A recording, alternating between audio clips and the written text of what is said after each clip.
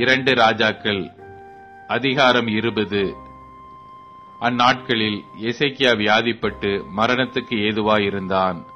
அப்பொழுது ஆமோத்சின் குமாரனாகிய ஏசாயா என்னும் தீர்க்கதரிசி அவனிடத்தில் வந்து அவனை நோக்கி, நீர் உமது வீட்டு காரியத்தை ஒழுங்குபடுத்தும், நீர் பிழைக்க மாட்டீர், மரித்து போவீர் என்று கர்த்தர் சொல்லுகிறார் என்றான். அப்பொழுது எசேக்கியா தன் முகத்தை சுவர்புறமாக திரும்பிக் கொண்டு கர்த்தரை நோக்கி, கர்த்தாவே, நான் உமக்கு முன்பாக உண்மையும் மன உத்தமமாய் நடந்து உமது பார்வைக்கு நலமானதை செய்தேன் என்பதை நினைத்தருளும் என்று விண்ணப்பம் பண்ணினான். எசேக்கியா மிகவும் அழுதான். ஏசாயா பாதி முற்றத்தை விட்டு அப்புறம் போகிறதற்கு முன்னே கர்த்தருடைய வார்த்தை அவனுக்கு உண்டாகி அவர் சொன்னது, நீ திரும்பி போய் என் ஜனத்தின் அதிபதியாகிய எசேக்கியாவை நோக்கி, உன் தகப்பனாகிய தாவீதின் தேவனாயிருக்கிற கர்த்தர் சொல்லுகிறது என்னவென்றால், உன் விண்ணப்பத்தை கேட்டேன், உன் கண்ணீரை கண்டேன், இதோ நான் உன்னை குணமாக்குவேன். 3ஆம் நாளிலே நீ கர்த்தருடைய ஆலயத்துக்கு போவாய். உன் நாட்களோடே 15 வருஷங்களை கூட்டுவேன்.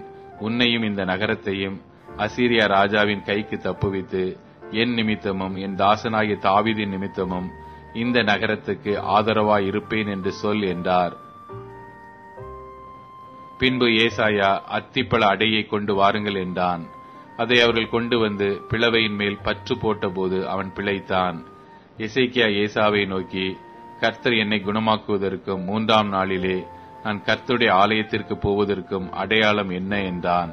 அதற்கு ஏசாயா, கர்த்தர் தாம் சொன்ன வார்த்தையின்படியே செய்வார் என்பதற்கு கர்த்தரால் உனக்கு உண்டாகும் அடையாளமாக சாயையை 10 பாகை முன்னிட்டு போக வேண்டுமோ, 10 பாகை பின்னிட்டு திரும்ப வேண்டுமோ என்று கேட்டான்.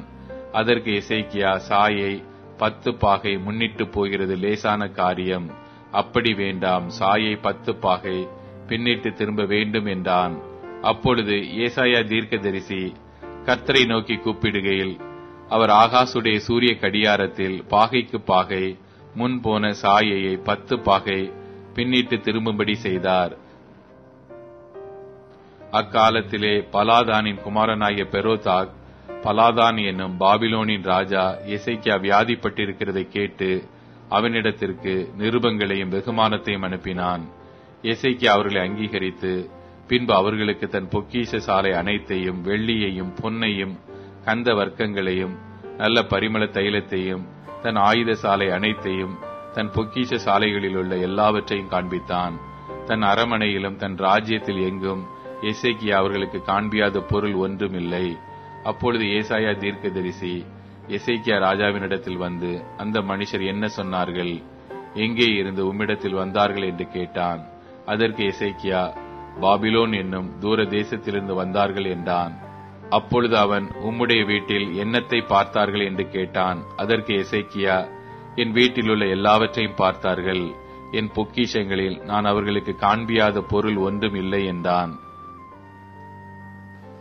அப்பொழுது ஏசாயா எசேக்கியாவை நோக்கி, கர்த்தருடைய வார்த்தையை கேளும், இதோ நாட்கள் வரும், அப்பொழுது உமது வீட்டில் உள்ளதிலும் உமது பிதாக்கள் இந்நாள் வரைக்கும் சேர்த்ததிலும் ஒன்று மீதியாக வைக்கப்படாமல் எல்லாம் பாபிலோனுக்கு கொண்டு போகப்படும்.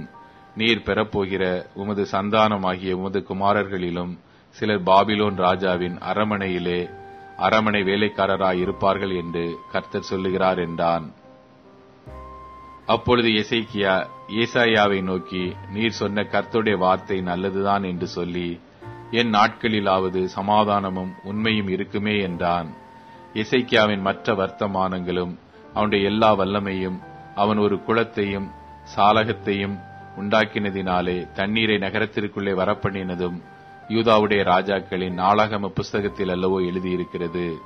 எசேக்கியா தன் பிதாக்களுடைய நித்திரை அடைந்த பின் அவன் குமாரனாய மனாசே அவன் ஸ்தானத்தில் ராஜாவானான்.